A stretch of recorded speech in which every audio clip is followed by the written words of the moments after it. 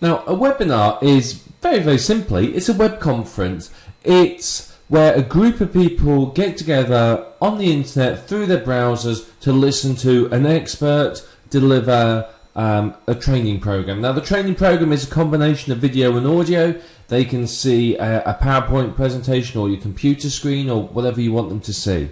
And while they're doing that, they can listen to you. And best of all, there's interaction between the two of you. So they're very, very powerful ways for you to present information to pretty much people across the globe. It's a fantastic way of training, a way of teaching people, and a way of providing information. And best of all, it's a very, very popular way of training at the moment.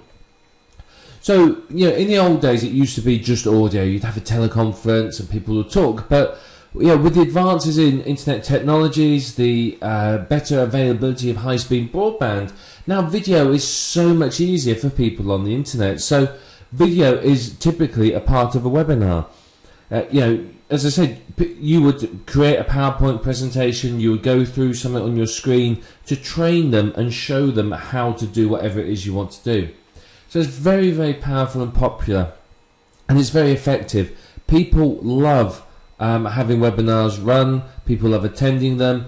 It's like attending an offline training course, but sort of in person, but online. People like going to training courses and training programs and learning, but often the cost or the distance is insurmountable for a lot of people. And for you as somebody trying to run that, it's expensive. You have to hire a hall, hire equipment, advertise, get people in, etc, etc, etc. So it's not always particularly easy to do. So a webinar allows you to run a training program almost as if you were there in front of them, but across the internet. So it's very, very powerful, and it's pretty much replacing teleconferences these days. If you remember a year or two ago, that the thing was teleconferences, you had to run them, you had to do them, they were very important, it was the in thing.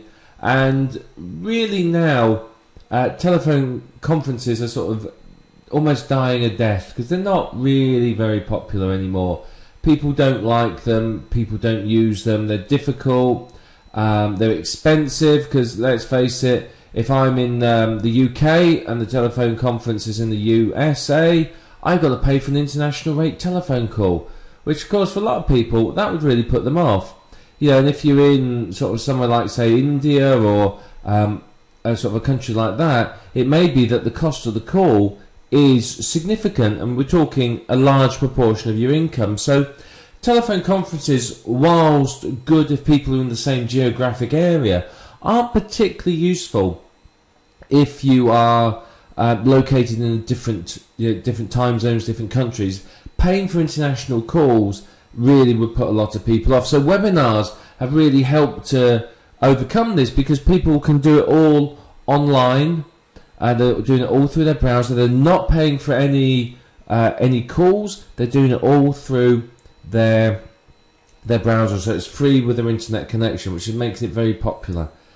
Now, having the video so people can see you and you can obviously show them your screen, and having the ability to run polls and take messages and questions from your listeners pretty much as you're working, really is helping to make webinars very, very popular. People love this interactiveness of them, and that really is, to be honest, one of the major benefits is the fact that I, as sort of an attendee, if you like, can go to the webinar and I can ask a question. So there may be the big guru is there and they're running their training program, and I don't understand something, and I say, look, just help me out here, I don't understand this, what do you mean? And then if they will take the question, they may answer it, and there you are, I've had my question answered, which of course is going to do well for me as the attendee, because I'm going to feel well loved by the person who's running it. So this interactiveness makes it very, very helpful. The issue with telephone conferences, of course, is they couldn't be this interactive because you couldn't open up an individual line. You had to open up to everyone, and then you'd have 1,000 people trying to talk at once, which frankly is a nightmare. So webinars have made the whole online training thing so much easier and so much better in many, many ways. So webinars are a fantastic way for you to communicate with your subscribers. It's a great way for you to build a list. You can use webinars to build a list, to sell products, to establish yourself as an authority, to educate people as to why they have to buy from you. All sorts of things like that. So webinars are very, very powerful and very effective. They really, really are. So, I think what you'll find is, as we go through this program is you'll realize how effective and useful a webinar is. Now, I don't want you, before we start, I don't want you sitting there thinking, well, I'm not in the internet marketing niche. How am I going to run a webinar? Doesn't matter what niche you're in. You can be in any niche at all and webinars will work. I might run a 6-week webinar on confidence, for example. I might run a webinar on how to cook. How to make the perfect cake, or the best roast potatoes, or something like that. There's endless possibilities. So please don't sit there throughout this program thinking, how can I do this in internet marketing? Internet marketing is just one of many, many niches. And there's many other niches that you could be applying this to that frankly you'll find a lot more profitable and a lot easier to get involved in. Now, we're probably going to talk mainly about the internet marketing niche because it's a fairly generic one that we're all very familiar with and we're obviously all involved with. So it's probably going to be our example throughout this this program. But do bear in mind that it doesn't matter what niche you are in. You may still run webinars, and webinars will still be very popular and very accepted by people. Remember, if you go into some of the other niches, self-help niche, the making money niche, things like that, they love attending seminars, and the webinar allows them to attend seminars whenever they want. So very, very effective. So let me just talk a little about what you're going to find in this course. Now, we're going to go through quite a lot of information about webinars. By the time we finish, you will know everything you need to know to run a webinar and be ready to go. We're going to talk about the webinar companies. There's lots of companies that will host your webinar for you, but which one do you want to use? What's the different features? What's the options available to you? So we want to discuss that as well so that you have a good understanding of what to look for in a webinar company. The last thing you want to do is to set up your webinar and have a nightmare because of the webinar company. I mean, that's really, really going to ruin it. If you've worked hard to get 1,000 people on there that are all raring to go and ready to listen to you, and then it all falls to pieces because of the webinar company, that's a huge, huge problem. And worst of all, because of the terms of service of the webinar company, there's probably no legal recourse for you, so you couldn't go off and sue them or anything like that because they'll say, well, we don't guarantee a service or something like that. So their terms of service, which you accept when you sign up, will probably protect them from that. So it's up to you to ensure that you choose the right webinar company because it will make a big, big difference. And I'm actually going to show you two of the most popular and most well-known webinar companies. They vary a little in price, but I wanted you to see both ends of the market. I want you to see what is available. So we're going to look at two very popular webinar companies. Now, one of the things that people fall down on is how do they structure their presentation? How do you deliver a webinar in such a way that it's useful to people? A lot of people aren't used to talking to audiences, and running a webinar is effectively talking to an audience. So the idea is that if I can help you to run that webinar in a structured and effective manner, it's going to make your life an awful lot easier because you're going to understand how to run that webinar for maximum effect. So if you have it structured well, it's going to run properly, it's going to sound well, people are going to be impressed, it's going to be professional. If it's badly structured and you're sort of jumping around all over the place, then of course it's not going to make any sense to your readers, your listeners, and it's going to put them off. They're going to be, thinking you're unprofessional, and you find a large number of them will probably leave the webinar. I'm going to talk a little bit about marketing your webinar as well. Now, obviously, one of the first places to look is your own list, but what if you don't have a list? How can you get people into your webinar? We're going to talk about that as well. We're going to talk about the actual presentation of your webinar so that you don't sit there stuttering and going and ah all the time and people really not enjoying whatever it is you're doing. So I want to make sure that you have an idea of how to be confident presenting it, how to deal with the issues that are likely to come up. We're going to talk about when to run webinars as well. Now, obviously there's certain times of the day that will be more effective than others, but you're in a global marketplace, so what do? We're going to talk about that and help you understand it. We're going to talk as well about turning your webinar into a product and how to make a product from webinars. Now, they may sound like the same concepts, but they're actually slightly different, and we're going to cover sort of both of those in this so you really have a good understanding of it. And of course, there's going to be a lot more. We're going to go into a good amount of detail here. I want to share a lot of information with you just to really help you become the best you can and run webinars. Webinars are a very effective and profitable way for you to run your business. They are very good. And what I want you to do by the end of this is to be in a position where you can very easily run your own webinar with no problems at all. So I want you to hold on and get ready as we're going to go through and start teaching you all about running webinars and profiting from them. So let's start talking about the tools that you need in order to run a webinar. Well, I think the first tool pretty much goes without saying. You're going to need a webinar hosting company, quite obviously. Now, you can try and get software and run your own webinar, etc., but frankly, it's so much of a headache, I wouldn't even bother trying. You need high availability coming into your site. You need a lot of technology behind it, which, to be perfectly frank, is too much like hard work. It's much easier for you to rent space from a webinar hosting company. Now, if you were really keen and you were running an awful lot and you wanted to go into the markets, then sure, you can do that, but most people aren't going to. So you're going to have to get a webinar hosting company. We'll talk about those in a little while. Now, next, quite obviously, you are going to need listeners. There's no point you running a webinar if there is nobody at all listening in. You've got to get listeners, and we're going to talk about that more as we go through the program. So, think about that. You are going to have them. Now, what else do you need? Well, you need a good quality microphone. What I strongly recommend is that you get yourself what we call a podcasting kit.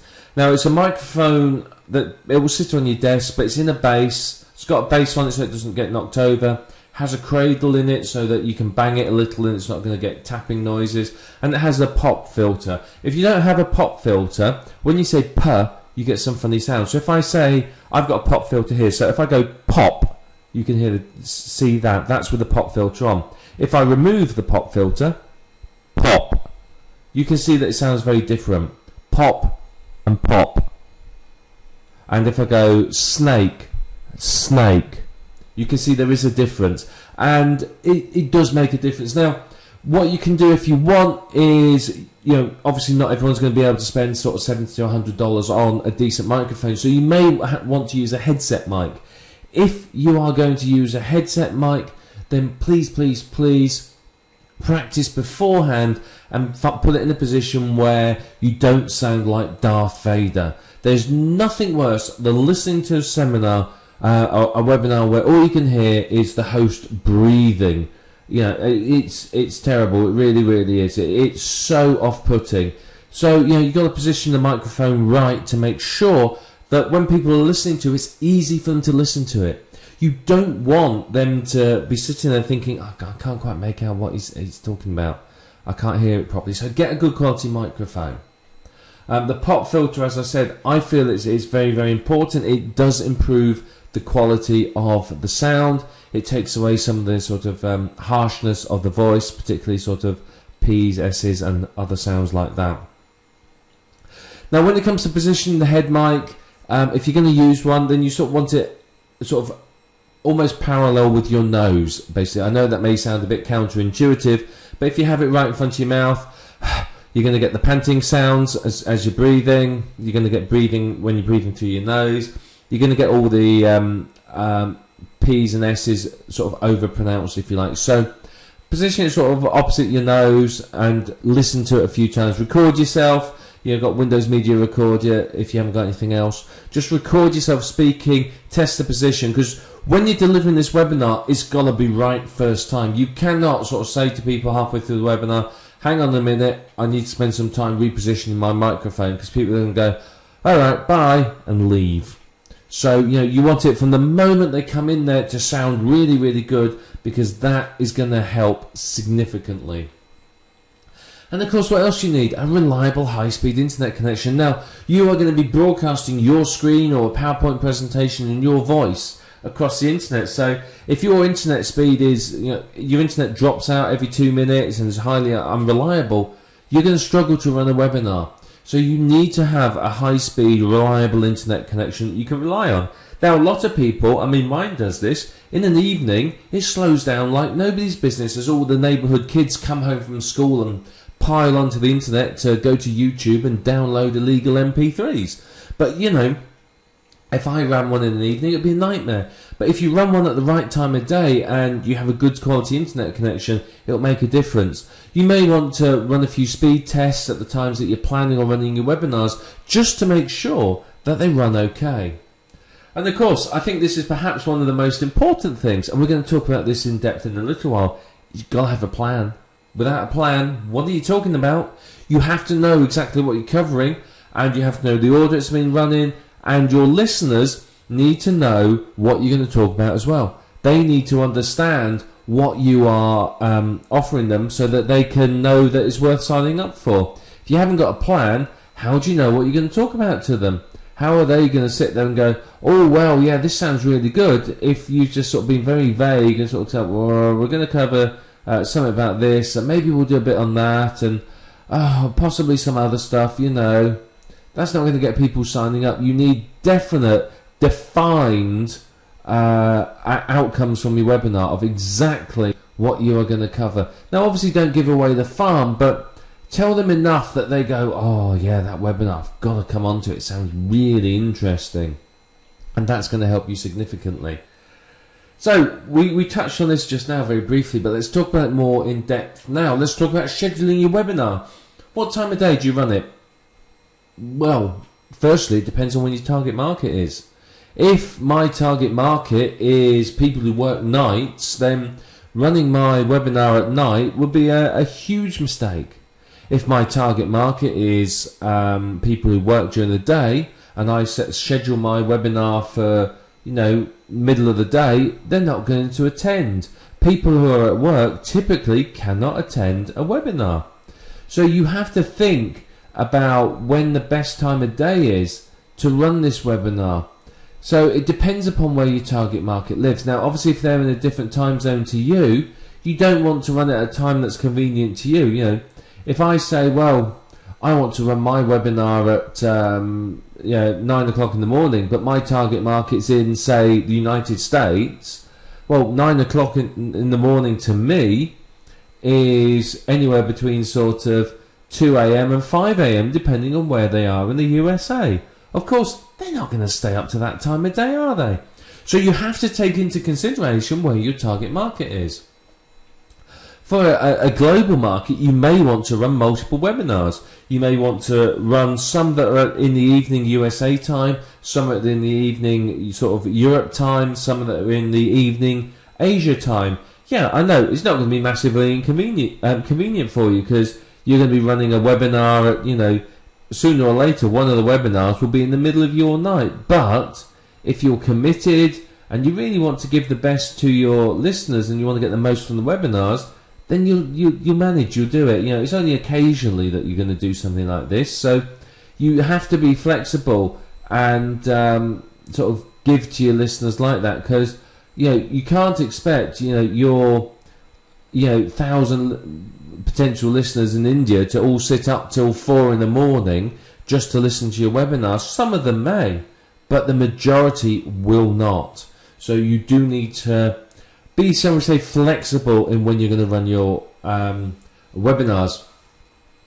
In most cases, evenings is usually a good time. Somewhere between sort of 7 or 8 p.m. is usually good, because most people are home from work by sort of say 8 p.m. They've had their dinner, they've eaten, they're ready to sit down, and they're ready to do something like this. If they've got children by 8 p.m, if they're putting kids to bed themselves, it's usually little kids by 8 p.m, they're usually in bed. So parents are typically free. And what you'll find is, that's a good time of day. Now, if you were to say, well, I'm going to run my webinar at, say, 5 p.m, a lot of people are going to be either at work, commuting, feeding their family, or something like that. But it does depend upon what your target market is doing, where they are, and so on. But that's up to you to have that level of understanding of them. You have to make the effort to know who your target market are, what they're doing, and so on.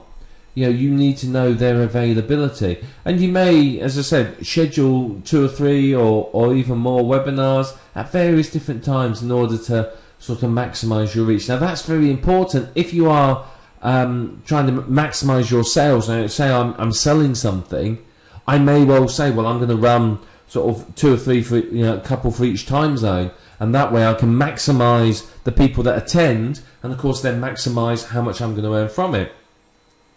So take into account that majority of people work during the day. Weekends are a bit funny. Now, it's hard to say whether weekend's good or not. I know personally, and from a lot of people I know, weekends are just terrible because kids stay up late. You're often out and about, so weekends don't tend to work as well. Friday nights aren't good. Typically Mondays to Thursdays are good days to schedule your webinar. But as I said, you have to be prepared to run the webinar at sort of slightly peculiar times. As I said, if I'm in the UK and I want to run a webinar for my USA listeners, and I want it to be at 8 p.m, or say 7 p.m. Eastern time, that works out as 7. What's that? It's midnight my time. So I'd have to sit up from, say, if it's 2 hours, from midnight to 2 a.m. But you don't mind doing that because it's your business, and hopefully you get a lot of people listening and make a good amount of sales from it. So you are going to have to be prepared to do these slightly peculiar hours with running webinars. It's just the way it goes. Now, one thing you can do is to offer a replay service. This is quite a good idea, because again, what happens if I can't attend it?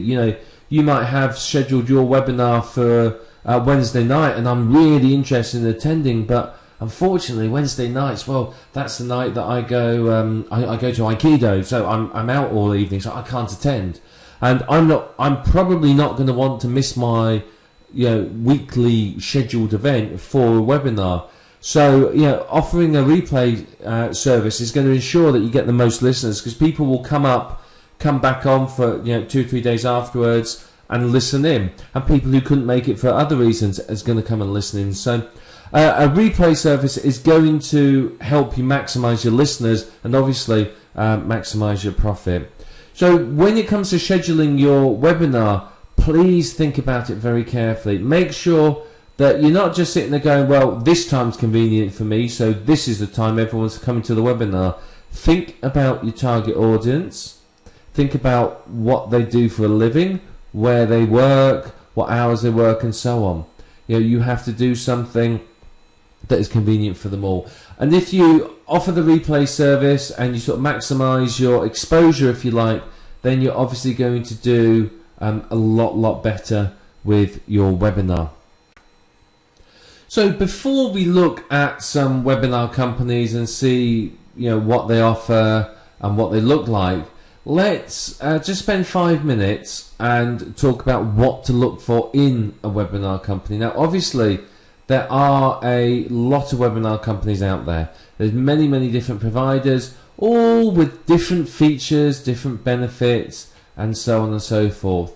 So the question is, well, which one do you choose?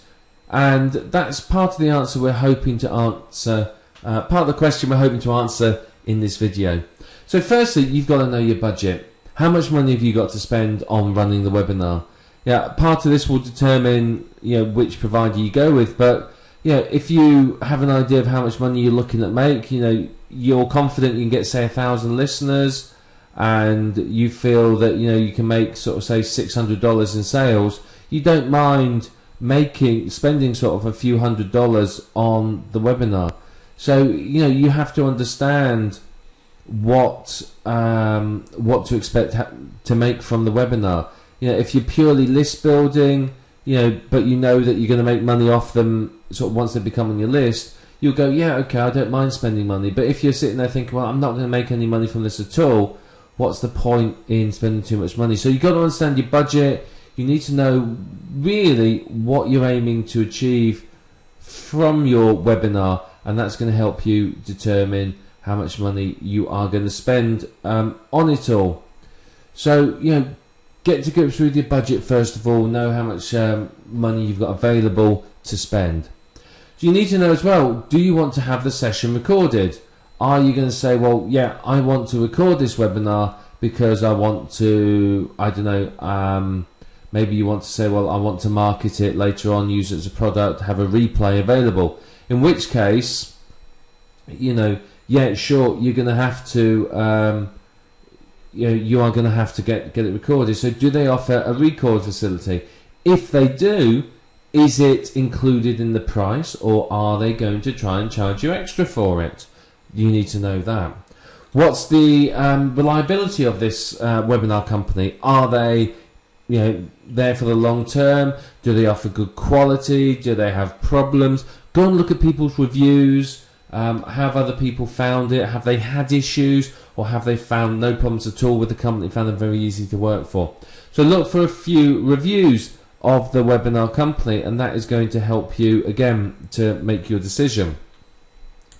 How easy is it for the listener to use? Again, unless you've attended a webinar on that company, you can't really answer this question, but you do need to think about how easy it is. Look at a demonstration, see what it looks like. Is it intuitive? Do the people have to download any software? Can they just go to a browser window? What you might find is some people, shall we say, get a little bit upset if they have to download any software. People don't like downloading software, and quite often, I know this sounds ridiculous, but quite often you can find that just the fact that the webinar company insists that they download some software will put a lot of people off. I will admit it often puts me off. I don't like to put the software on my computer, because at the end of the day I don't want yet another piece of software cluttering up my computer and taking up all the space. So a lot of people don't trust it. So quite often, if you can find a webinar company where you don't have to do any of that, it'll be much more effective for you as the person who's hosting it. Now, you need to, as well, one thing that's useful is being able to host polls and take questions. Can you ask questions of people and get them to take a poll? Can you say, well, does everyone understand how to FTP something to a server? If you get back, 90% of them don't know, you want to cover that. But if you get back that only 10% don't know, you may say, right, well, when you go to the replay, I'll put a video up there of it, and you could take some things offline then that you'd spend time talking. It helps you if you can run polls to understand what your listeners know and what they don't know, which obviously is going to help you tailor the training program specifically for them. As I said, the last thing you want is to spend an hour explaining how to FTP and how it all works when 90% of your audience knows, because they're going to be bored senseless. So, it's useful to be able to do that. Same with taking questions. You want to be able to take questions. You want to be able to, have people be able to ask questions, because that helps you understand what they do and don't know, and it helps you understand what they don't understand that you're explaining, because you may think you're explaining something that's crystal clear, but to everyone that's listening, they're scratching their head going, I don't know what he's talking about. What's he talking about? No idea. He's talking gibberish. So, taking questions often helps. Now, whether you answer the questions then and there, or you leave them to the end, that's up to you. One thing that works quite well is keep an eye on the questions, and if the questions are something that is directly relevant and will help understanding of what you're trying to communicate, answer it then and there. If it's one that you look at and think, well, it's a bit off topic, write it down and you can always answer it at the end. So, that's very, very important.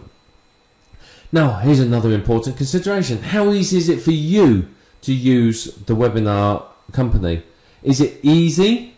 Is it difficult? Is it an intuitive interface? Is it complex? Does it require you to install software? Etc., etc., etc. You have to understand how easy or not easy it is to use the webinar company yourself. What's the availability of incoming lines? If you're running a webinar and you're expecting 4,000 people on it, but the webinar company go, well, actually, we can only really support 100 people, then it's useless, waste of time. You've got to understand how many people they can support and whether that is sufficient for your needs. If you're planning on a paid webinar where you're only going to have 100 people, you don't need 4,000, a capacity of 4,000. So, again, you've got to understand the size of your webinar, because it's going to influence your budget. But again, the final consideration really is, what's the speed of response to the website? Is the webinar host one of these companies that's so slow? You click on something and it takes ages to update. Again, you can get this from other people's experiences. Look for reviews and comments and so on. But I think we're going to look at the webinar companies in a moment, but you have to consider all of these points when you're selecting your webinar company. You do not want to have any issues. This webinar has to be delivered really, really professionally in order for you to maximize your earnings. If you are going to struggle with your webinar and you find that the webinar company is causing you problems, that's not going to help you to make any sales or make any profit from it. So, please make sure that you consider these. Now, we are going to show you 2 webinar hosts. There are many, many more. Which one you choose is ultimately up to you. The 2 we're showing you here, I'm not recommending in any way, shape or form, because there's plenty out there. But what I am showing you is 2 that are very popular and commonly used by internet marketers. So I want you to be aware of them. So let's go over now and look at 2 of these webinar companies, just to show you around a little, show you sort of some of the pricing schemes and give you an idea of pretty much what to expect. Okay, we're going to talk now about this site. It's GoToMeeting. GoToMeeting.com is the company. They provide you the facility to run meetings, webinars and training online. The one we're interested here is the GoToWebinar feature. So one of the big benefits of this company is that they offer you a free 30-day trial, so you can have a go, you can use it and see what it's like. You can have webinars of up to 1,000 people, so that's very, very good. You can set up the webinars very easily, works on a Mac or a PC, and has integrated audio conferencing, so you can save everything as well. So this is fantastic. Let's have a look here at the plans and pricing, just so you can see what they offer for you. So you can see here, go to webinar. They give you a few different options here. If you want up to 100 people, it's $99 a month. Up to 500, it's $400 a month, and up to 1,000, it's $500 a month. You can try it free. So basically, if you're going to do a one-off, then create a free account and run the webinar. If we click on the try it free, you'll see you can run a webinar with up to 100 people. So that's not too bad at all. But it's a good start, really. Now, one of the benefits of GoToMeeting is it's very, very well known. If we look here at the features, you can see some of the features of this site. So for you as the person who's running it, you can schedule it using a form. So here's sort of the form. People can register, you can brand it, you can set up practice you can have practice sessions beforehand, which is fantastic. Now obviously we will talk about practice sessions and how important they are. You can have email templates as well. For attendees, you can see here it's self-service registration. There's automated reminder emails, and if they use Outlook, obviously it can integrate with the Outlook calendar, which is fantastic. So here's the control panel. This shows you can see it goes down quite a bit there. So you can see sort of what you can see. It tells you you're on air. You can stop showing your screen. You can show your screen. You can use the keyboard and mouse, etc., etc. Here it tells you how long you've got. Tells you how many attendees there are and how many are paying attention. Now this is quite useful. It always freaks people out. It's basically how many have got the window active and how many haven't. You can see the questions that you've got and polls, and again you can look at the audience, you can look at your attendees, you can see their names and see sort of other information about them here. So you can see here one of the features is you can record your webinar. You have a which is obviously great because you can use it for future use. You have a pen and a highlighter, spotlight and arrow tools, which helps you point to things on the screen. You can share your whole desktop. You can change presenters easily. You can see there's a button there. You can transfer keyboard and mouse control, and then you can see again if you go down, you can use the telephone, mic and speakers. And then here you have your polls and you have your questions here. So you can see people asking questions as well, and then you've got sort of chats at the end. You can see it's very, very easy to use. Very easy for them to join your webinar. They have an option to here. You can see it raise their hands to get your attention. They can type in questions, join in polls, or chat down here as well. And then if we just continue down, you can see you can get toll-free audio services if you want, and then afterwards you can get sort of feedback. So you've got options to provide detailed reports on registrations. You can survey people. You can see reports on everything that happened, and again you can see that there's sort of more options there for sort of multi users and organisations. So it's very, very good, really. I think it is. It's very useful. If we click on how it works, again we can sort of have another look at it. But I think it's a very, very good feature, and GoToMeeting is one that people really like. It's very popular with internet marketers. You can see here what you do is you schedule your webinar. So you give them a time, date, description, title. Then you invite people to register, so you can fill in sort of forms and invite them from there. You remind them to attend, so you can see here you can send out 3 reminders. So you can set one for a few days, 1 day and an hour, and you can link there to include it in their Outlook calendar. You can prepare for it, so you can look at any of their registration responses. You can practice a few times to get yourself good at it. You can see how many people have registered, and so on and so forth. And then obviously you present your webinar. So they've spent a lot of time. I mean, a big part of GoToWebinar is aimed at corporates and companies, but as internet marketers, it's still very, very useful for us. There you can see our screen.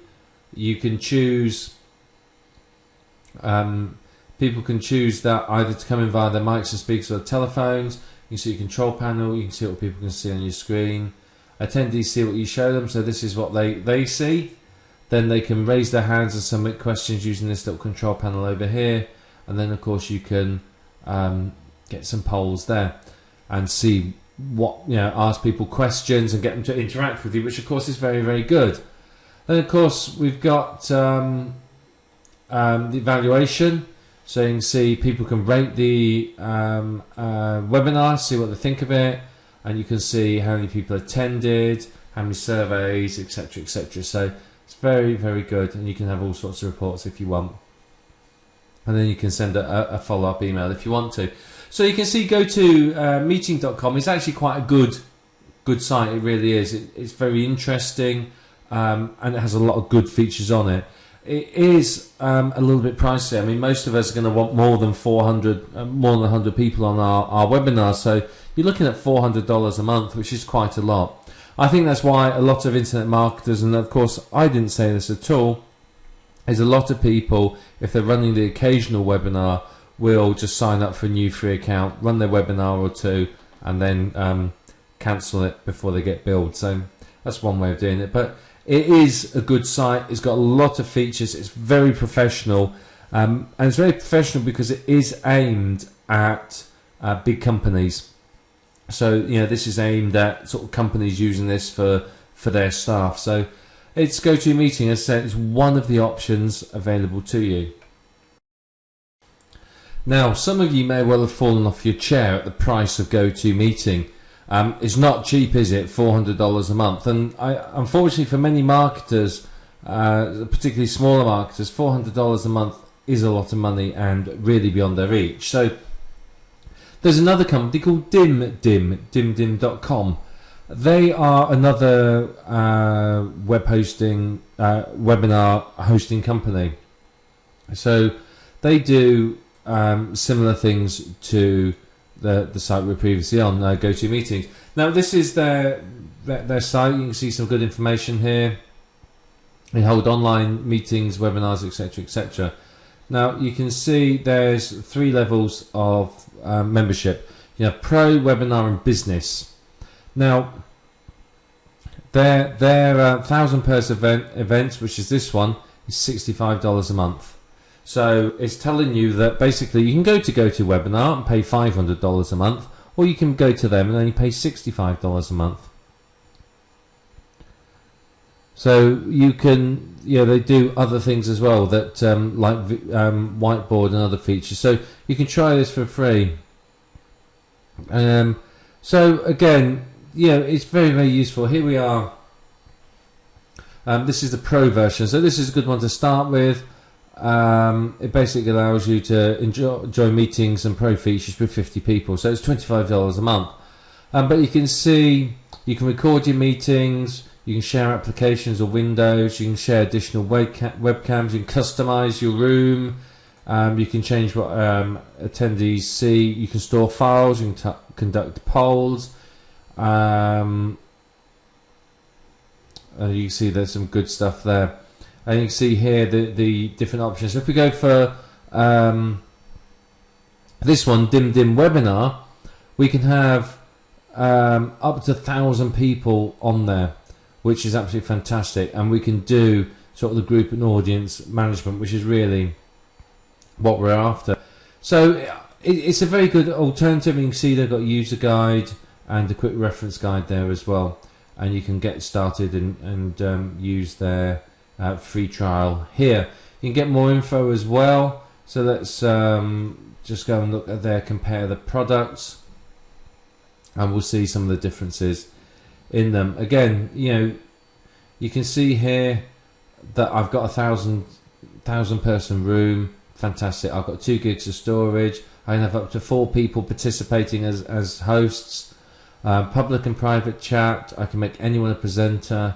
I've got audio conferencing, and you can see there's lots and lots of other features. Conduct live polls, that's very important, and we get sort of reports as well, and so on. So it's a very, very useful tool. What I wanted to do was just show you an alternative to GoToMeeting.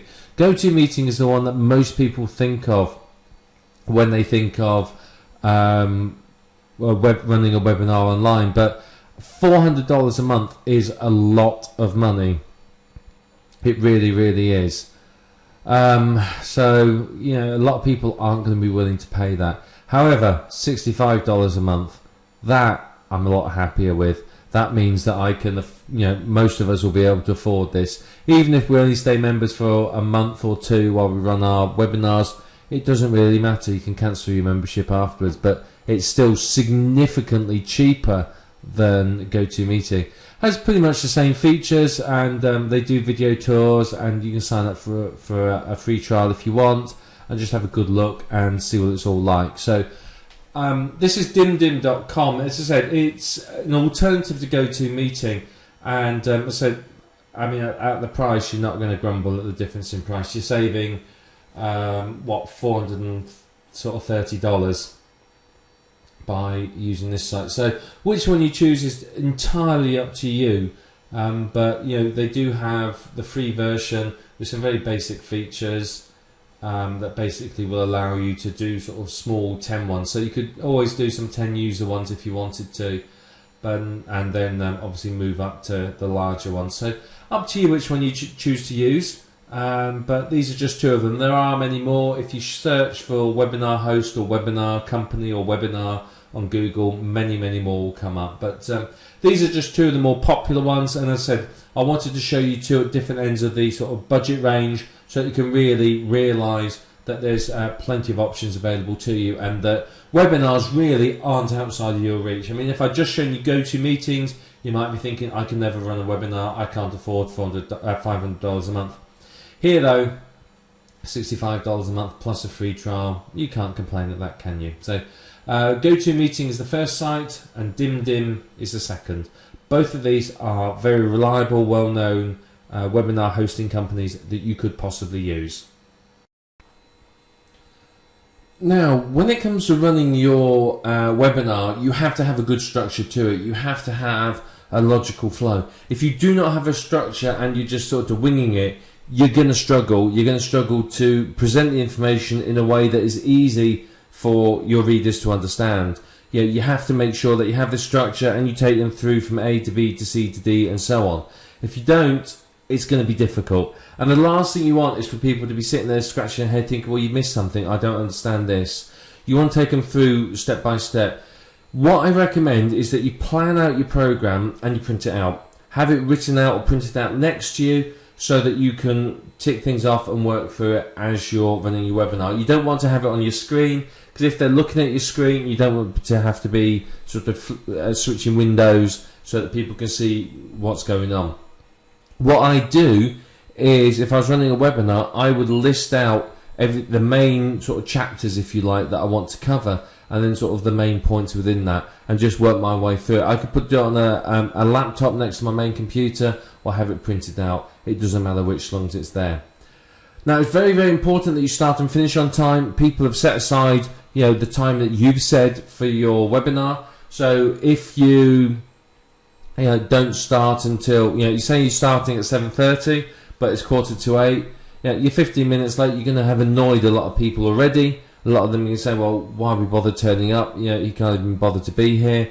And typically, if you're not there dead on time or even early, people will leave, and you'll get a lot of people leaving. I've gone on to webinars and telephone conferences where you get there on time and it's just saying the conference isn't open yet. You wait 5 minutes. If it hasn't appeared, you go, you know what, not worth it, and you put the phone down and you go and do something else. So you have to start on time.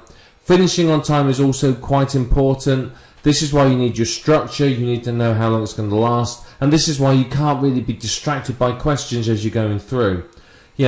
People, if I'm running my webinar in the USA and I've got some gentleman in India listening in, he's hours ahead of me, so it's the middle of his night, so he might want to get a couple of hours sleep before the morning. So by me waffling on a lot longer, I'm irritating people again.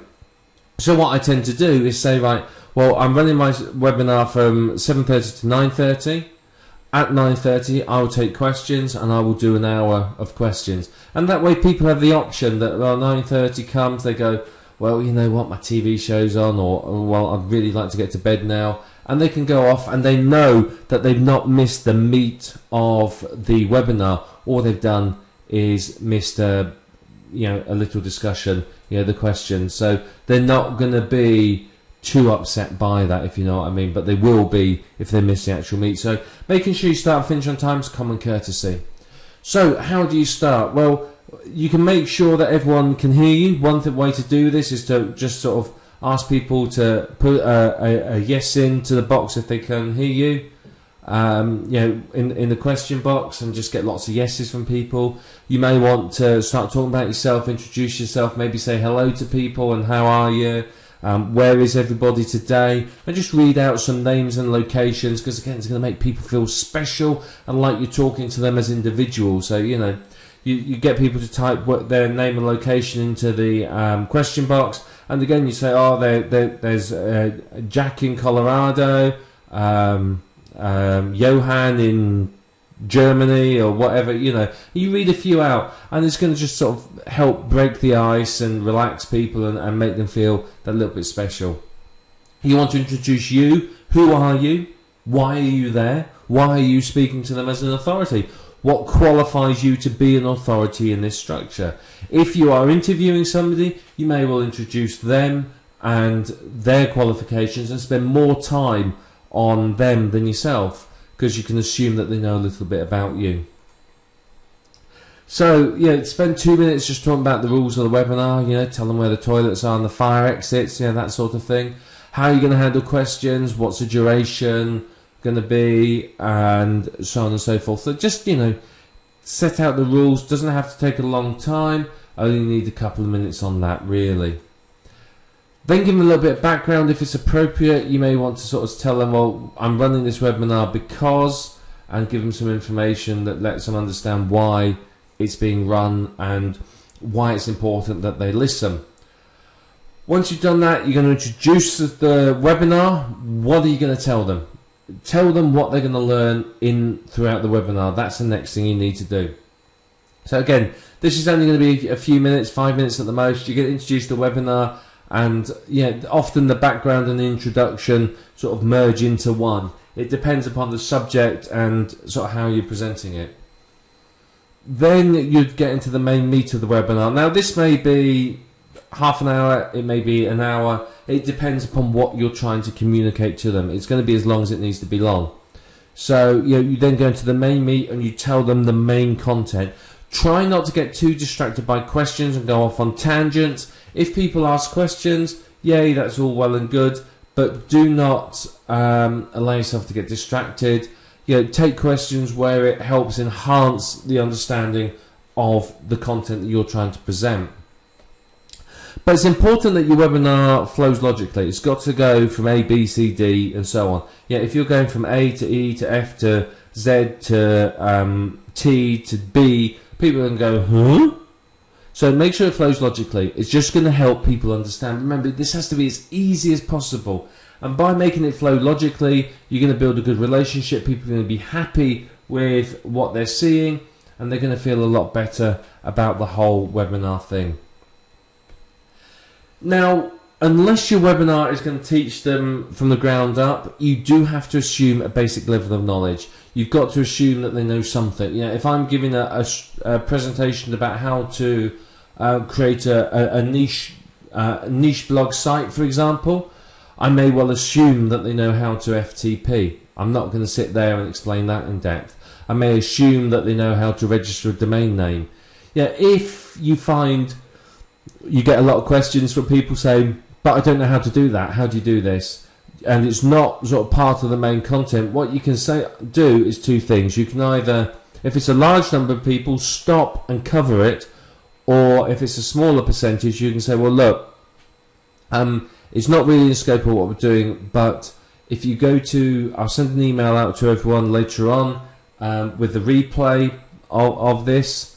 Go to the replay page and you'll find videos that train people to do that. And either record the videos yourself or use other videos that you have in your sort of collection, so that you don't want to distract people. There's nothing worse than being on a training program. I've been on these training programs.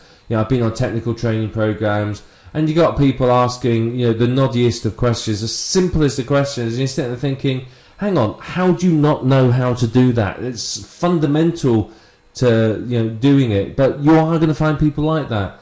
So don't let them distract you, and sort of take it offline, if you like, and away from the webinar. As I said, if 90% of your audience knows how to FTP, don't spend half an hour teaching that 10%, because that 90% going to be bored. Once you've finished, you want to summarize the content. You may want to give them sort of a next steps, an action plan, something like that to get them going. You may want to sort of summarize it in such a way that you say, right, step 1, step 2, step 3, step 4, and so on. If you're selling something, this is sort of where you would also put a call to action in. You'll have very subtly sold the product throughout the webinar, but towards the end, you will sort of be a bit more pushy and tell them, well, if you like this, you'll love my product, and something like that. You'll push them towards the product if you're selling something. You may well, as I said, allow for a question and answer session at the end, and again, that's going to help you to make sales, because people get, but basically people are giving you a chance to overcome their objections, which is invaluable. It really, really is. So, think about that. Have the question and answer session at the end, overcome their objections to buying, and then close with a further call to action and where to go next. And running your webinar like this is going to maximize the effectiveness for your listeners, and of course it's going to maximize the profitability for you. Having the calls to action, having the sort of chance to overcome their objections and then call to action again, it's going to maximize your sales. So, again, dealing with it like this is going to be professional, it's going to look good, people are going to be satisfied. The people who don't understand it, the 10% who don't understand the basics, they'll be pleased because you've addressed their needs by uploading these special training videos for them. The 90% who do know will be pleased because you haven't wasted their time explaining sort of the fundamentals. So, this is a great way of running them, and it's a structure that you can apply to any niche and any webinar, and you'll find it to be very, very effective for you. So that's how you structure your presentation. It's not too difficult, is it? You can do this. So let's move on now to the next video. You know how to structure your presentation, so let's get on and give you some more information about how you can really profit from these webinars. So let's talk a little now about how you market your webinar. So in order to make it worth your while in most cases, you need a good number of listeners. We're not talking tens of thousands, we're talking sort of a few hundred. But it depends on the type of webinar. If it's a web training course, it may well be sort of tens rather than hundreds. If it's a free webinar where you're selling something, you want the more the merrier, really. And quite often, the scarcity in line numbers will encourage people to sign up. If you've sent a mail out to 100,000 people about your webinar, and you say, well, there's only 1,000 places, you're going to get a rush of people who want to be there. So where do you market it to? Well, firstly, you can market it to your list. Your list is probably your first port of call. Now, some of you are not going to have a list, in which case, obviously, you can't market to your list. But a list is typically where most people would start marketing webinars. If you don't have a list, then you're going to have to joint venture with other people. So this is where it gets a little bit more complex, because if you're joint venturing with other people, you're going to have to obviously make sure that you can track their affiliate commissions or pay them per lead. Or, for example, if I was running a JV to promote a product launch and I got the product owner on there, I'd get him to or her to mail it to their list. So you're going to have to find a way to joint venture with other people, really, to get it out there. So this may require reciprocal arrangements, it may require affiliate links, or anything like that, really. It depends upon sort of how you are going to run it. So you've got to think about this and think about how it's going to work. So it's important to realise that, even if you've got a small list, you could still get a good number of people attending your webinar. So, market it to your list, joint venture with other people, pull in a few favours from other marketers, whatever it takes, really. What's a good idea before you run it is send out reminder links to attendees sort of 3 days beforehand, get to send out reminders a day beforehand, and even an hour. Remind them a few times, but don't sort of hassle them every sort of 10 minutes saying, don't forget the seminar, the webinar, don't forget it. send out these reminder links. But these reminder links can be under the guise of useful information. So you're providing them maybe with something they've got to do before they turn up, some studies, some information they've got to have, what they need prepared, ready for your webinar. You may be giving them some information, some background knowledge on the webinar, and building it up to make sure that they attend. So these reminder emails serve sort of a few purposes, really. It helps to remind people about your webinar. It helps to remind them why they really need to attend it. So, make sure there's useful information rather than just a link that says, yeah, my webinar's tonight at 7 p.m, be there. Get some good information in there. It's going to help you make the sales. You can usually, with a free webinar, expect quite a lot of people not to attend. A lot of people, and we've probably all done it, is we see a webinar and we think, oh yeah, I really want to go to that. You sign it up, you forget about it, or you think, oh, I can't be bothered, or whatever it might be. So this is why you have to send out these reminder emails, because the reminder emails are motivating them to attend. A good set of reminder emails is going to get your attendance up. Now, if you have the budget, you could use pay-per-click and other paid advertising methods, Facebook or whatever it might be, to market your webinar. It really is up to you whether you do this or not. It's not necessary, but as I said, if you've got the money and you know you're going to get a return on investment, may well be worth pursuing. So let's talk about free webinars now. Free webinars are really, really good if you're building a list, or you want to establish your authority in the niche, or you are already an authority in the niche. Free webinars are great ways of building that authority up, because people will come along and listen thinking, who's this person? You then have a chance to present to them and show them that you are an authority, which of course is going to help you to make sales. So free webinars are very, very good. Now, if you are joint venturing with other people, or you've managed to get some promotions, free webinars can be used to build your list. Free webinars will have a higher attendance ratio. You'll have much more people wanting to attend simply because it's free, but conversely, a lot of people will not turn up because they think it's free, they haven't paid for it, so they think, oh, I can't be bothered, or I can't be, my TV show's on.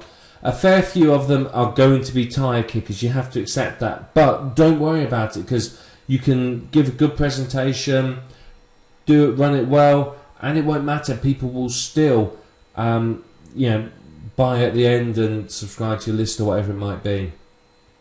The important thing is to get them on the call, so you have a chance to persuade them.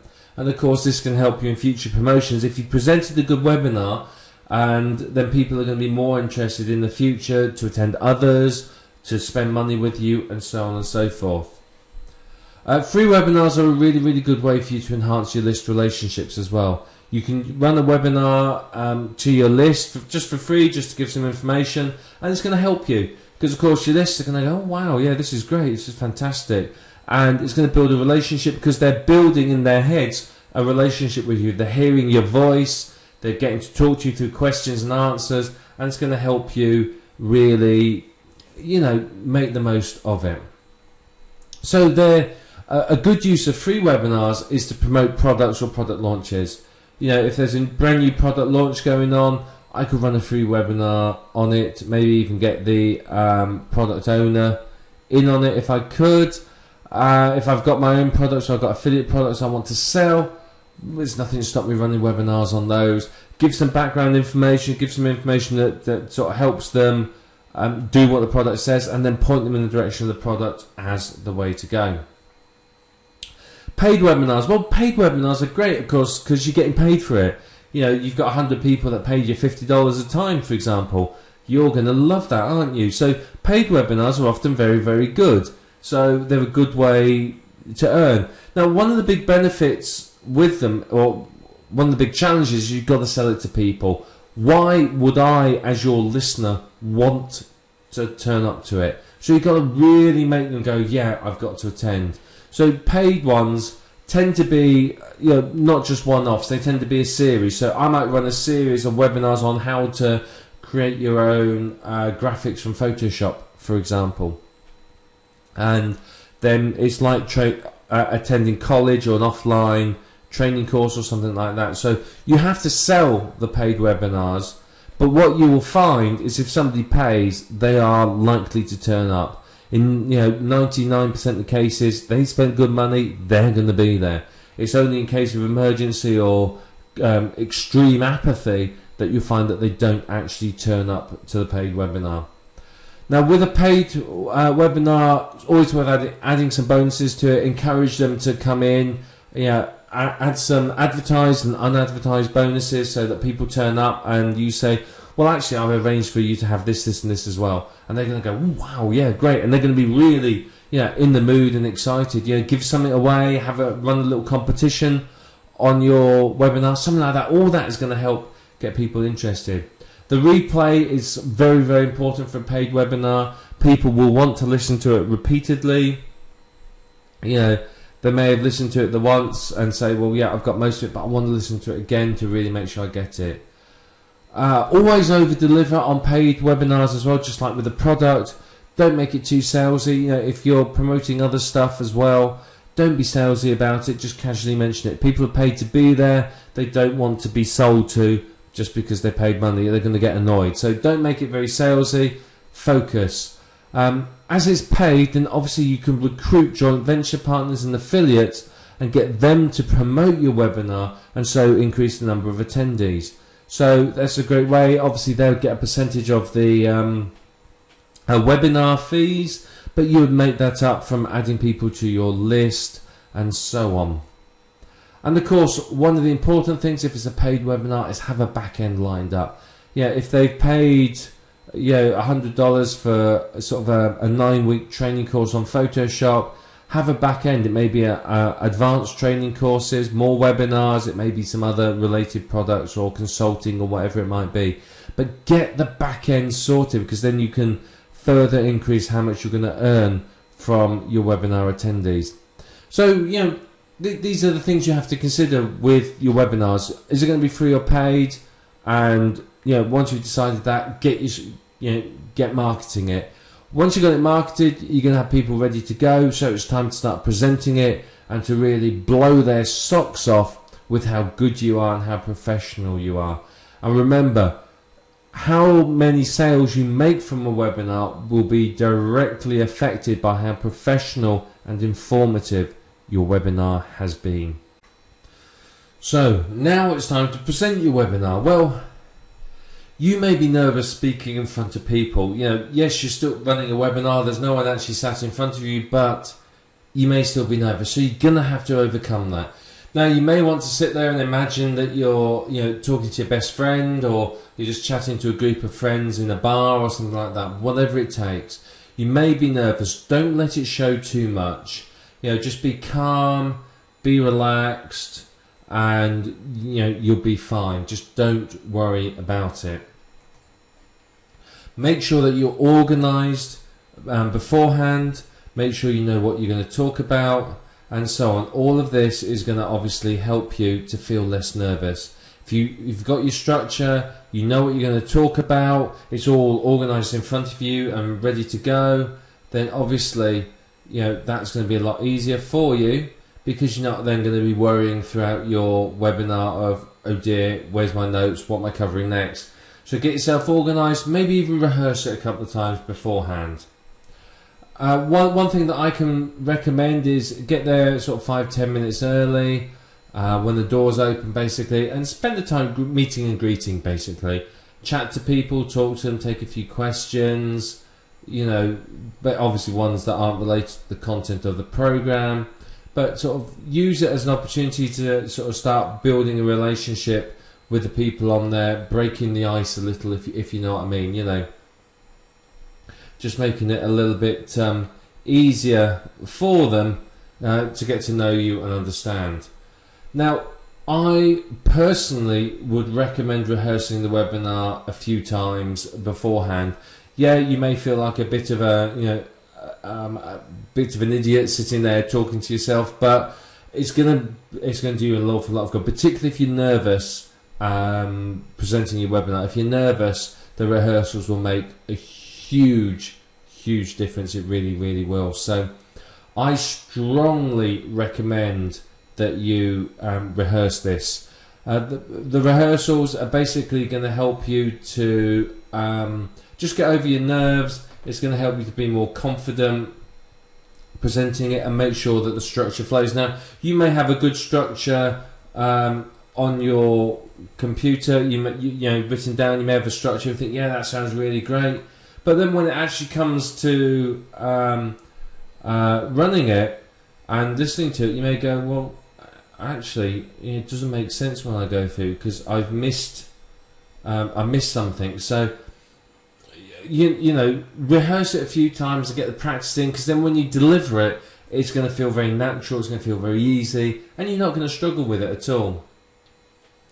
Now, a lot of people in webinars will interview other people and they'll talk to experts. Now, if you're going to do that, make sure you have given them the questions beforehand and the structure, maybe even worked with them in order to get the webinar working well. You know, send them your proposed outline, get them to make sure that they're happy with it, maybe add to it if there's anything that they feel that, you know, can be added to it to make it any better. So they may come up with some ideas and say, well, you know, yeah, you've done well, but one of the things that's important for this is, you know, whatever it might be. So just make sure that you're open to being flexible and for your, you know, the person you're interviewing helping you out. They will help you out in 99% of cases. Of course, it's going to help them. So they might have previous experience of running these sort of webinars. So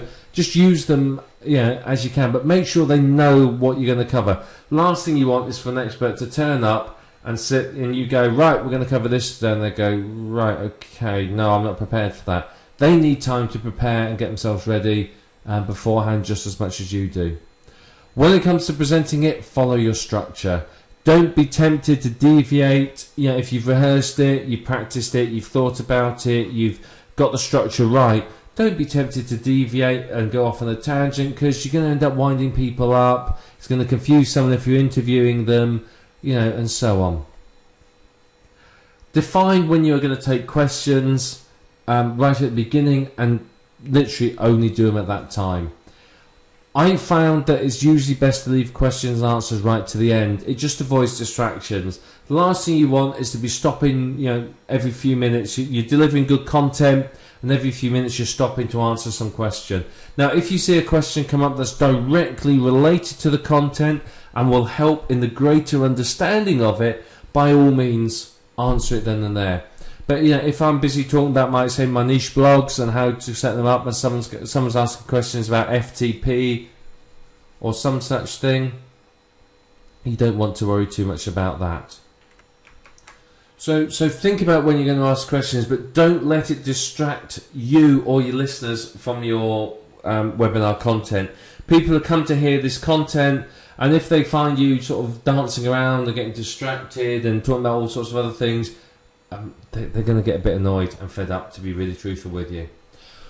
When it comes to presenting it, don't sort of slouch down. Sit or stand straight and be relaxed. The reason being, when you sit and stand straight, your voice projects a lot better and you're going to be more confident. You know, if you're slouching down and you're scrunched up at a funny angle, it's not going to help. It's going to sound a bit peculiar. People aren't going to really know quite what you're talking about. So, you know, sit up straight, stand up straight, whatever it might be, and it's going to help you both with your confidence and ensuring that your voice is the best quality possible. If there are any technical problems, and one day it's going to happen, don't panic. Quite simple. Stay calm. Just tell people just to wait one moment while you contact technical support, or if your power goes out or your computer reboots or something like that. When you go back in, just sort of apologise and say, I'm very sorry, the power went out, I don't quite know why, but I'm back now. If it happens again and I disappear, don't panic, I'll be back as soon as I can. So, just be calm, deal with it in your stride, and don't get sort of frustrated and worried. The instant you start getting angry or acting unprofessionally, it's going to impact how people think of you, and it's going to impact the professionalism of your webinar. If there's a facility for listeners to talk back to you, make sure that they're all muted. The last thing you want is for you to say something and all these people suddenly start trying to talk. So, or if there is that facility, which in a lot of webinars there aren't, make sure that they are muted. Most of the time on webinars, the question facility is through a box that they enter. They type it in their browser basically. So there's no vocal abilities for them. Also have a definite end time in your mind. I think that's very important as well, and stick to it. Don't overrun too much. If you overrun by 5-10 minutes on the actual meet, not really a problem. As I said, one of the things I feel works very well is to do the presentation and then have your questions and answers, and that way the people who want to hear the meet, they've heard it, and then they can go if they want to, or they can stay to the questions and answers. And that way the questions and answers haven't sort of become mandatory for everyone to attend. So that works very, very well, I've found.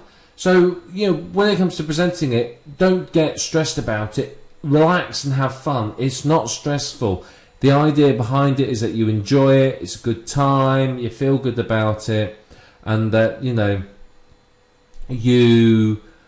enjoy it. The last thing you want to do is to make it really, really stressful, because of course what's going to happen then, it's going to put you off, it's going to impact how you deliver your webinar. So just relax and enjoy it. It's fun. You're going to have a great time talking to all these people and helping them to really become great at whatever it is you're teaching them, and hopefully you'll be making a good number of sales as well from it in whatever you're selling. So just be relaxed, be confident, be professional, and you won't have any problems at all with it. If you're really, really nervous about speaking sort of to an audience like this, then I would recommend you get some training in public speaking. Maybe go to somewhere like Toastmasters International, something like that. They are very inexpensive, but they are a fantastic way to learn public speaking so that you're confident in talking in front of an audience and delivering a webinar. There's groups of it in most areas. There'll be one hopefully within a commutable distance from you. So present your webinar, present it professionally, and you'll do fantastically. You're gonna have a good time with it. You really, really are. Webinars are a lot of fun and people get a lot from them. So let's move on now, and we're going to start talking about our next topic. So let's now talk about the content for your webinar. I think this is very, very important. What content are you going to put in there? How are you going to balance sort of sales and marketing versus delivering content? Well, whatever your content is, it has to pull people in. They need to know that the content you're giving them is valuable. So you are going to have to give away valuable information in your webinar. It's going to have to be something that they want to hear. So basically, it needs to be informative and educational. It needs to be something that's going to educate them in a niche, not just in why they need to buy from you and why you're an authority, but give them some valuable information in that particular niche. And what you wanted to do is answer the questions, i.e., what problems have they got? You want to start providing solutions to their problems, and that's what's going to get them on board. If they think that your seminar, your webinar is going to give them some great information to help them, I don't know, say become a better dog trainer, for example, then they are likely to turn up. They're going to want to come along because they're going to want to know even more what's going on. They're going to want to really get to grips with it. So make sure your content is educational, make sure that it's informative, make sure that it solves their problems and really excites them so that they think, yeah, I've really got to turn up, and make sure you deliver it, more importantly. Don't give away everything. I think this is quite important. A lot of people, when it comes to running sort of webinars like this, are tempted to sort of give away the barn, if you like. Yeah, they give away everything. Whereas, yes, you've got to give away some information, but if you're selling an info product and that's the whole purpose of the webinar, don't give them away everything that's in the webinar, because how's that going to work? It's not. Give them some of the information, a good amount of the information to sort of whet their appetite and answer some of their questions and problems, but not everything. Everything will be in the product that you are selling to them. If you give away too much, you've then got nothing to sell. You're not going to make any profits at all. Now, yes, I think it's important. It's quite important, I think, that you really do think about this balance of how much information do you give them versus what are you selling them. It's a difficult balance to get, I think, in many cases, but once you've got it, you're made, really. It's important to spend some time and think about that balance. If you give them sort of this much information, would they still want your product? That's the sort of question you have to answer. So you are trying to educate them, give them information, but you are also trying to make sure that they buy. You know, you've obviously got to put food on the table and pay electricity and so on. So, you know, you've got to earn from it. And getting this balance, I think, is where a lot of people fall over and a lot of people struggle. So sit and think about it. Remember, ask yourself the question, if I teach them all this, will they still want my product? Does that mean you've got to turn your product more into an advanced training course? I don't know, maybe you do. But one thing you can do with the content is understand your target market. What do they want to learn? What do they want to listen to? You know, survey them. Send out an email to your list advertising the webinar and get their input. Say to them, right, what do you want to hear in this? If you're interviewing a guru or an expert in a niche, say to them, what questions do you want me to ask this person? They will feed back. It encourages interaction. And of course, it's going to encourage them then to be a part of this whole webinar thing with you, because of course they've got a vested interest then, because they have, you know, contacted you and sort of giving you some input for it. But I think it's important, and I do think this is where people fall down. You have to understand your target market and what they want. Yeah, if I'm delivering the content on something about making money, and my target market doesn't want to know that, they want to know how to build a business or build relationships with a list, it's not going to help. You have to understand what are the wants and needs of the people that are going to be listening, and you do have to really, really work on getting that right. It's very, very important. If you can understand that and make it so that it's interesting to them, you'll get people to come up. Now you've got to give them it in sort of bite-sized chunks, if you like. It's got to be easy to understand. Don't try and explain sort of everything and make it complex. Make it simple and easy to understand. My sort of philosophy is, if a 10-year-old can understand it, it's suitable for everyone. Unless I'm doing something that's specifically technical or aimed at a very, very specific market, I will keep everything very, very simple. Obviously, if I'm presenting something to sort of mathematics professors, I may not need to dumb it down quite as much. I don't want to make it too simple for them. So, I think you've got to really think about how you are going to present this and how it's going to be for people. So make sure you present it in a way which your target market can understand. When it comes to sort of the balance between sales and content, don't spend too much time selling to them. Sell subtly, casually mention the other product, tell them how good it is, and so on and so forth. But don't sit there and sort of constantly go, well, you've got to buy this product to find out more, you need to buy this product, etc., etc. Because people aren't going to do it. People are going to get annoyed. People don't like to... people don't like to be sold to. So sure, have a call to action right at the end. That's fine. That's not a problem at all. But do not sit and spend ages and ages trying to sell to them.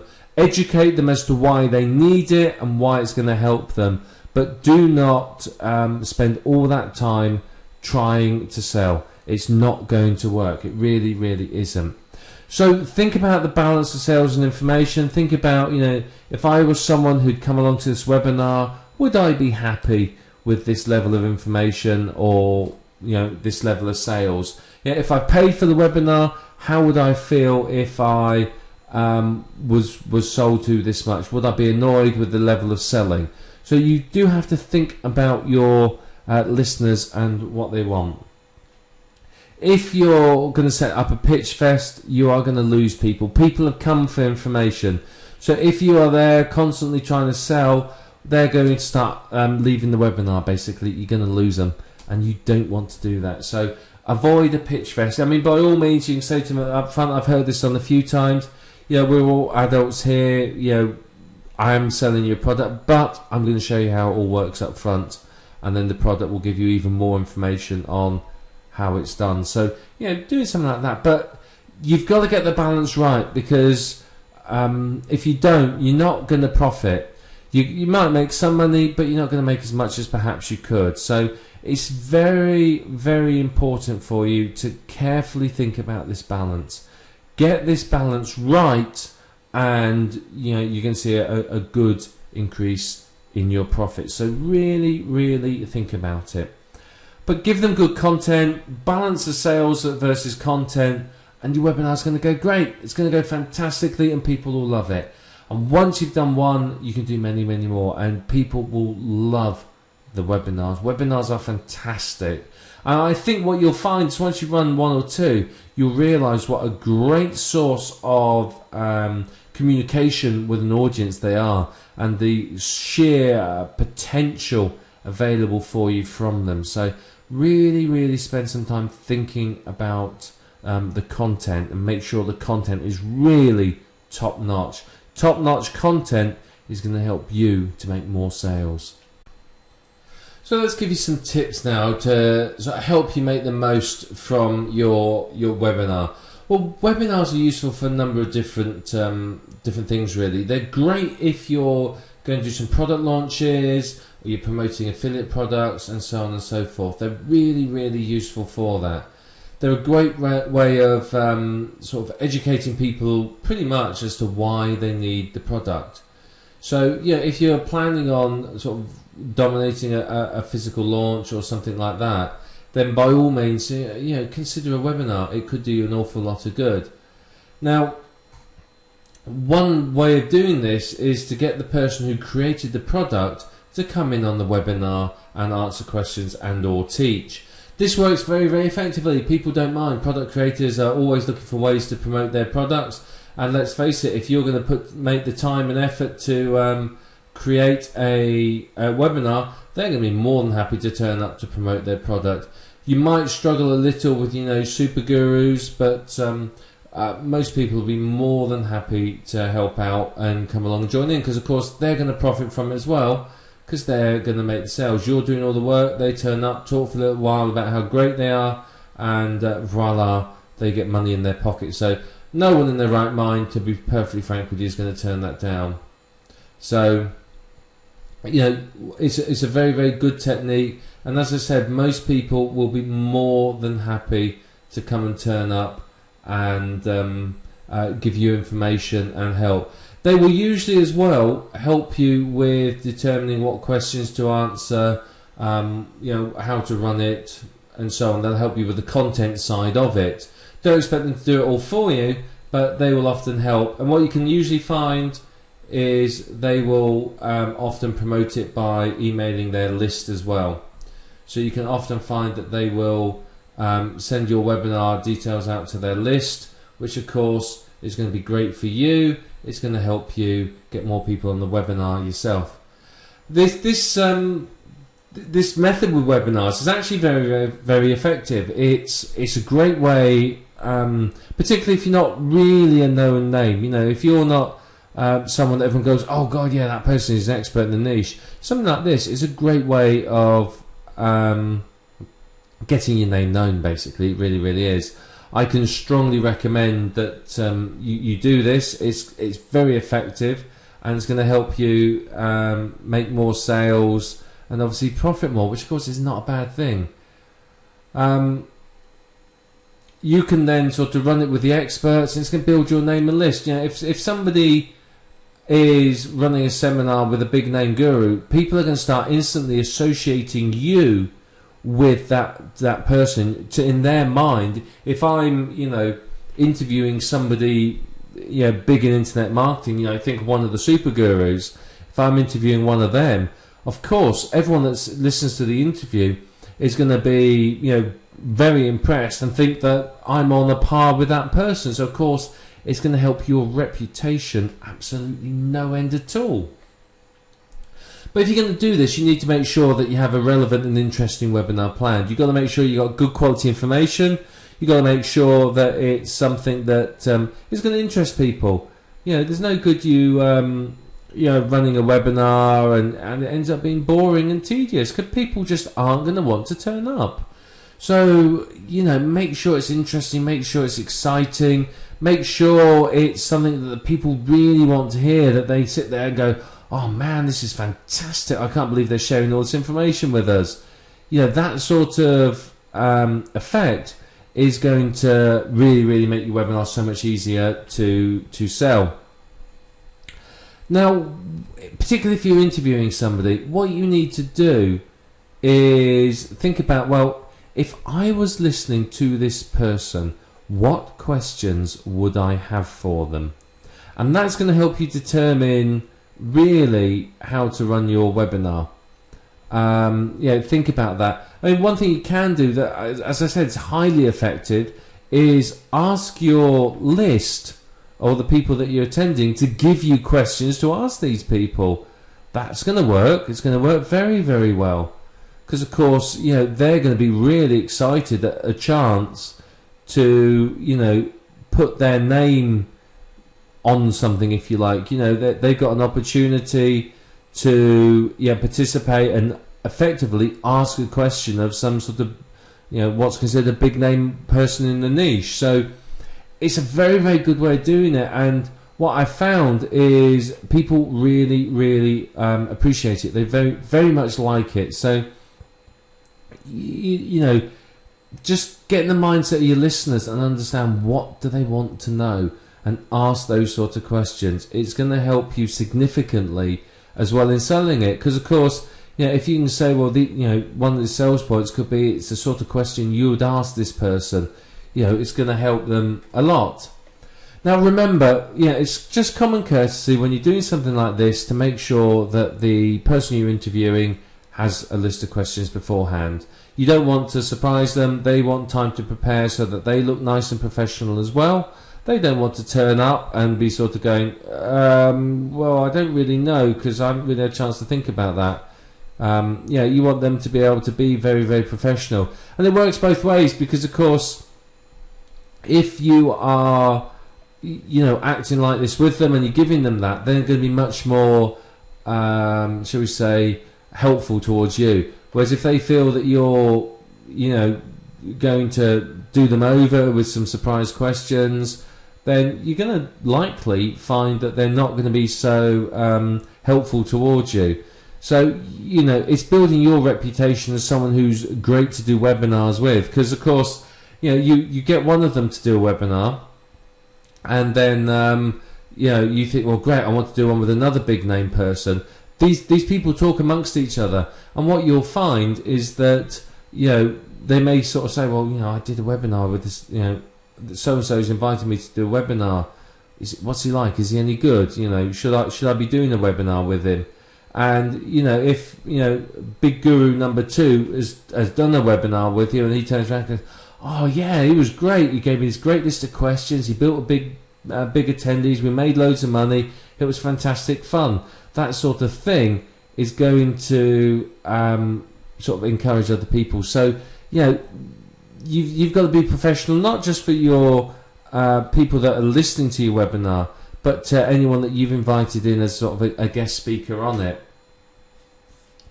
Now, when it comes to running the webinar, I think this is quite important, is just make sure that everything's working beforehand. Get in there a bit early. It's like if I'm running a seminar, a live seminar, I would always turn up early. Go and have a look, make sure the projector's working, make sure the coffee's laid on, that sort of thing. And that's pretty much what you're doing with this. Is you turn up a bit early, just make sure everything's working, make sure your computer's working, make sure there's enough electricity in the house, make sure you've got a glass of water near you, whatever you need to keep going. You don't want to have to stop halfway through and go, look, really sorry guys, talk amongst yourself, I've got to run to the toilet. Make sure everything's done beforehand. You are potentially going to be sitting there for a couple of hours, so you don't want to have to sort of run off halfway through and let them talk amongst themselves.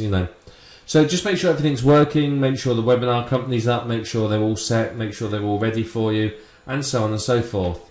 I am personally slightly paranoid with all this stuff, so I recommend testing everything twice. And the reason being is you're absolutely sure then, you know it's going to work. So just test it and test it again just to be thoroughly convinced. Now, unless you have a super large list, you are going to struggle to get enough people to attend. You may have a very responsive small list, in which case, great, good for you. But you may not. You may not have a list at all. So what you may want to consider is joint venturing with other marketers in order to gain some listeners. But again, if you're doing something like this, you are going to have to make it worth the while. People aren't going to, in general, send out webinar invitations out of the goodness of their heart. Typically, they want something back, and usually it's money. But you need to have some sort of arrangement in place. There's got to be something in there for them. Otherwise, why are they going to help you? If I'm Super Guru A with 200,000 people on my list, why would I send your message out? What's in it for me? So make sure there is something in it for them, and I think that worked very, very well. But I think if you can ensure that you run a professional webinar, it's going to really, really help you. Professional webinars are going to look good, and it's just going to make you look good, and it's going to help you make sales. If it's a very amateurish one with lots of problems and ummings and ahhings and pauses because you're not prepared, it's going to look bad. End of story. It really, really is. So you've got to stop and really, really think about it. You really, really do. So when it comes again to your webinar, make sure you avoid all the background noises as well. Don't have dogs barking, children screaming, etc., etc., because it's going to detract from the webinar and stop people hearing you properly. The excessive background noises detract from the professionality, and people aren't going to be happy with it. They really, really aren't.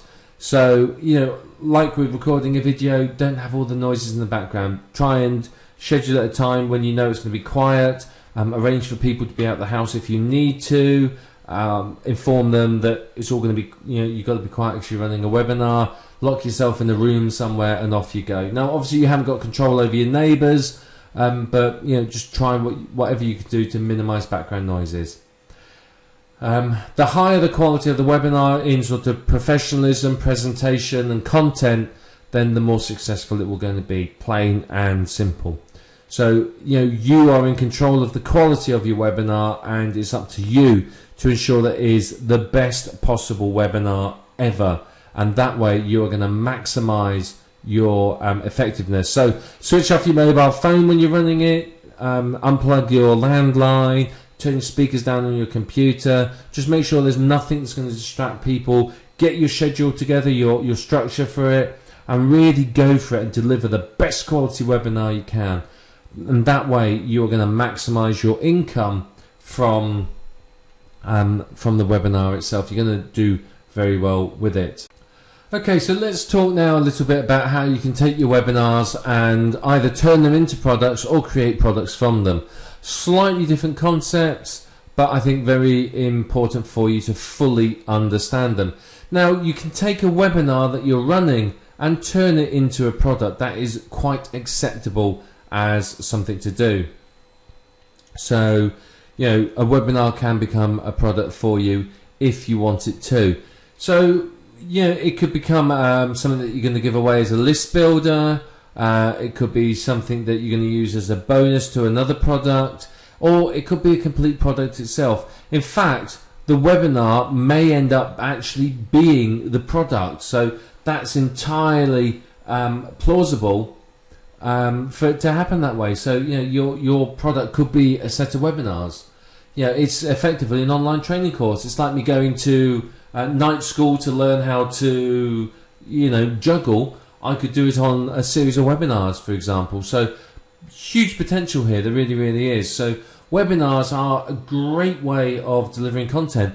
If you think about it, if I want to run the seminar offline, it's it's terrible trouble. I've got to make sure that there's enough people in the area I'm running it for them to want to come along. You know, I can't run a webinar in the area where I live, because I live in a village with 650 houses. There's not enough people in this village to fill a webinar on internet marketing. But I'd have to go and run it in a big city where there's plenty of people can get to it easily, and so on and so forth. So, you know, webinars are a great way of appealing to a huge audience. Instead of me having to, you know, hire a room, pay for all that, which is quite expensive, then obviously, you know, advertise, get people in, and have people have to travel all the way to my seminar. I could do a webinar. People can do it from the comfort of their home at a time that's convenient for them. So webinars are very, very, very effective. If you want to build on it by adding some extra videos and books, then you can create a really, really great product. You really, really can. Combine sort of webinars and videos and books, and you have pretty much what I consider a perfect product. It really, really is. It's very high quality, very interesting, very useful to people. It really, really is. You know, because what you can do is you can use the videos and the books to build on the information in the webinars, and it's perfectly acceptable. Great way of doing it. Now, if you are creating a product from webinars, you're going to have an overall structure. So if I'm running a series of 6 webinars on the subject, I'm going to have to make sure that the set of webinars, you know, flows logically and makes sense. It's going to have to make sure that, you know, it flows through and people can follow it. I don't want it to be a case of people turn up to the webinar and they don't really follow it. You've got to make sure that it's got that structure all the way through. You know, so outline the content in your webinar series. You're going to have to do this anyway, because you're going to have to sell it. So people need to know what's going to happen throughout the webinar in order for you to actually sell it to them. But you're going to have to be flexible with the whole webinar thing, because you know, after the first week you may realise that, well, actually people didn't understand this, or you may think, well, you know, we had a lot of questions about this subject, so let's add this into later webinars. So you're going to have to think about that, be flexible, and adapt your structure and your webinar series according to the needs of your listeners. You may even end up adding an extra webinar in to address issues you hadn't thought of, which is fair enough. And all that would be is an unadvertised bonus or something similar to that. I would recommend that you provide recordings of the webinar, particularly if it's a training series, so that they can listen to it offline. Not everyone can turn up, and that would put people off. But if you advertise the fact that, you know, the recordings of the webinars will be available, people who say, well, I can't make that time of night or that time of day for a webinar, are more likely to buy, because they're going to realise that, well, it doesn't matter if I can't actually make the webinar, I can, you know, listen to it later. And you can even say that if you have questions and you can't attend the webinar, email you the questions and take it from there. So lots of potential. One thing you can do again, with this whole webinar product, is use books and videos to sort of build on the information and get everyone up to speed, basically. So, you know, you can have in the sort of, say, the members area, a set of basics training information, and say to everyone, this is the stuff you need to know before you start the webinar. Here's the training materials. And that way, when you start the webinars, you're not going to be sitting there and having to explain to people, you know, how to upload a web page or, you know, use a browser. So having that sort of basic level of information is going to help get people all to the same level. But this is this sort of series is a great way of running a high value product. I mean, people love training courses, and webinars like this sort of series of training is going to be high value for a lot of people. It's really, really going to help them to get a lot from it, basically. So, you know, as I said, webinars can be products, or webinars can become products. So it's entirely up to you how you're going to run it, but certainly consider it. Think about sort of the ways that you're going to use the webinar. Always get the recording of the webinar. You never ever know when you're going to come up with that sort of one gem of information that changes people's lives or makes your reputation. So always record your webinars and keep the recordings. And whether you use them as products or use them as bonuses or whatever, that is up to you entirely. But make sure you record them all. But webinars are very good products and can be very good products at the same time. So we've gone through a lot of information in this program, and I'm hoping you got a really good understanding of webinars are, what they are, how they work, and so on and so forth. So webinars are basically online training seminars. They pretty much replace telephone conferences as the best way of live communication with a group of people. They're much more interactive. They allow people to ask questions, for you to take polls, for you to show video to people. And in a telephone conference, you may in the past you'd have sent out a PowerPoint, and you had to constantly say, right, we're on to the next slide, and people would be saying, sorry, which slide are we on? I don't know where we are. With a webinar, they're looking at videos, a video of your screen so they can see what you can see, so you know that they're all on the right page of the presentation, and you can lead them through where you want them to go. It's a very, very popular form of training, and one that I can very, very highly recommend you using and being a part of. It's very, very good. Webinars, you can either give free webinars to promote products or build expertise or build a list, or you can do paid webinars. Paid webinars are much more, obviously, you're training, people are paid to come to the webinar or series of webinars. Which one you do, it's up to you. It depends upon what your objective in business is. Now, a webinar can be a product. Rather than someone saying, well, I'm paying $50 to attend this webinar, the product could be a series of webinars. And then once you run the webinars, the product is simply the recording. So, you've got plenty of options there, really. Webinars can be run to either promote your own products or products as an affiliate. Again, depends upon your objective in business and what you're trying to achieve as to what you would do. But really, for it to be profitable for you, you're going to have a good number of listeners. You're going to have a number of people on there. Running a webinar for 5 or 6 people, unless they're paying you for it, isn't really going to be massively profitable. So you've got to make sure that you get a good number of people in there. So what's your next steps? Right, now, to go on from this here, now, you need to decide on a topic to run the webinar. What subjects are you going to run the webinar on? And it doesn't have to be internet marketing related. It could be anything, any topic at all. Absolutely anything you want. These techniques and this works in any niche. I could run a webinar on rose gardening, keeping hamsters, internet marketing. I could write it on creating blog sites, building a relationship with a list, stargazing, anything. Webinars can be on absolutely anything at all. Once you've done that, you need to outline it. So what I recommend is write down the main points you're going to cover. I'm like pretty much like chapter headings in the book, and then just write down the sort of main points in each chapter, and that's your outline for your webinar. And you're going to use that to sell your webinar, and you're going to use it to talk about the subject. Determine if your webinar is going to be free or paid, and what you're going to be promoting as well. So think about that. Is it going to be free and I'm going to be promoting this product? Is it going to be paid and I'm not going to sell them anything? Determine how it's going to work. Set up the webinar with a webinar company and then start promoting it. Start promoting it, getting people through the door and signing up. You want them as many people as you can. Then remind your attendees about the webinar. Remind them a few times, but when you remind them, don't just say, "Oh, it's my webinar." Give them some valuable information and more reasons to attend. By the time you finish reminding them, you want them to be, rabidly interested in attending your webinar because, frankly, they couldn't survive without it. You want them that interested in it. Make sure your webinars run professionally. Follow the tips that we've given you. Make sure that it's well ordered, well structured, it all works. Make sure that you're in a good area, it's quiet, there's no background noises. One word of advice.